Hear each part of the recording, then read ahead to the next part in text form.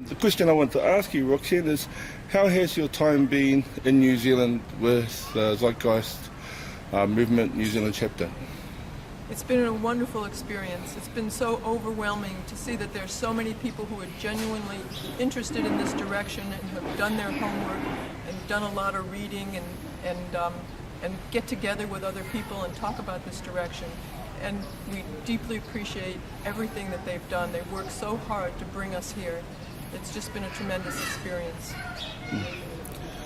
As you may have noticed, the New Zealand Zeitgeist Movement Chapter is a movement that has a whole diverse range of cultures that are part of it.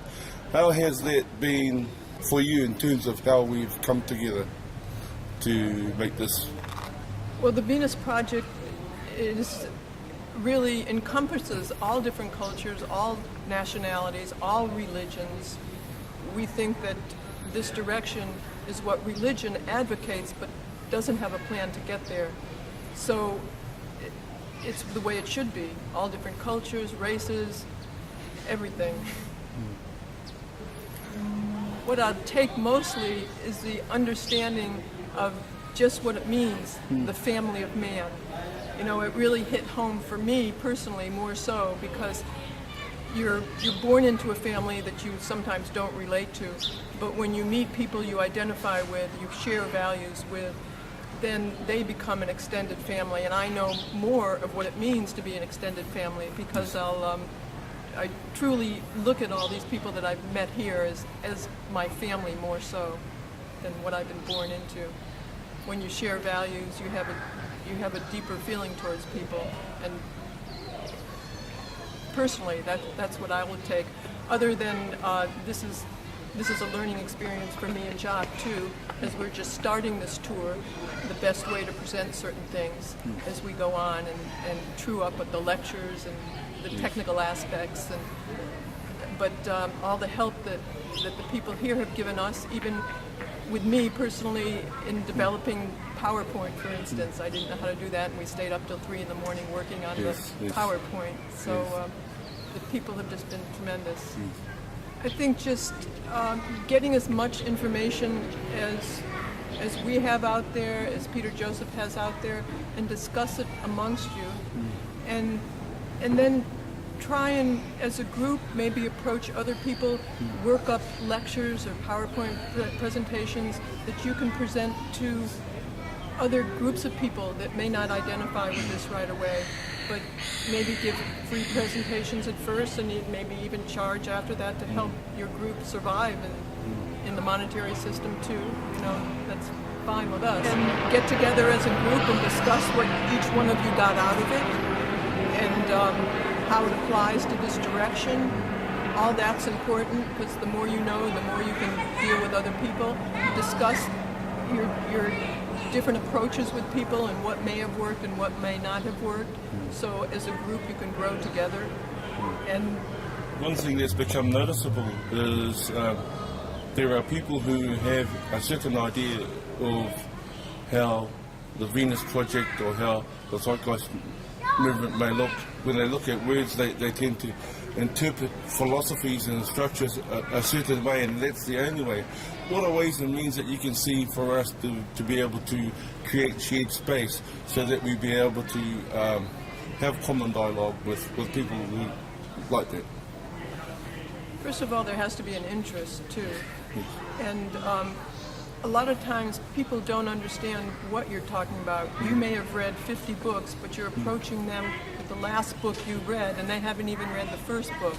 So you have to kind of remember where they're at, reach them where they are, find out where they are, and try different approaches, see what may work, and then try others if that doesn't work. There may be some people you don't want to approach because they're extremely hard-headed and it might just take too long. So you'll know when people really are inquiring, and then you'll know when it's ego, and you'll know when it's a statement of a real hardhead, and you may not have the time to take that on. When you came to New Zealand, you were welcomed into the land by a pōwhiri and Ohongi, and they're from traditions based on the Indigenous culture of Aotearoa, New Zealand. How was that for you?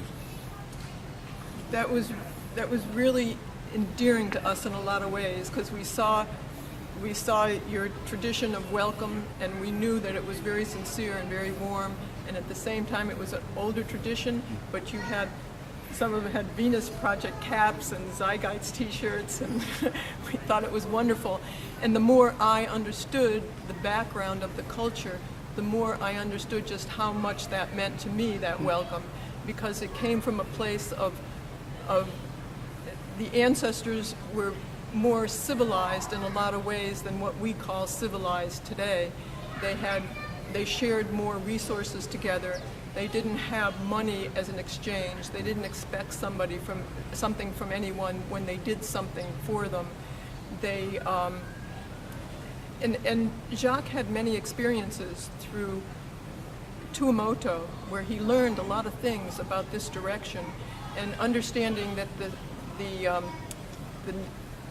the natives here, call them natives, I don't know, the original indigenous people here, were from the same ancestry as the Hawaiian people that Jacque met, and they had some of the same background, which helped Jacque understand this, develop this direction.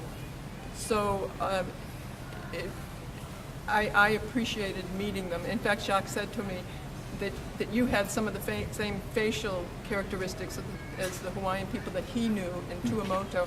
And the things I'm talking about was when he got to Tuamotu, everyone walked around nude, and they didn't generate the aberrant behavior that they generate here about the human body, about how men relate to women, and they shared resources. When people came, when the men went out fishing, they would come to the beach and they would just throw fish to everybody who was out there, and they didn't say, you owe me $10, you owe me $5. It was a very different experience, and so it was wonderful to see that the indigenous people here that greeted us with that greeting came from the same type of background, and still identified with the Venus Project because of that background. What were your thoughts around the first presentation that we did? Started with a Māori karakia. Is that more different from anything else that you've experienced while you've been doing your presentations? I didn't exactly know what was being said. I didn't look at it as a prayer, but just as a warm greeting in a different language. And I didn't make anything out of it. I know there was a controversy about it, but I just looked at it as a very warm welcome from those who had this land before others came in and abused them. So we were very pleased with the greeting.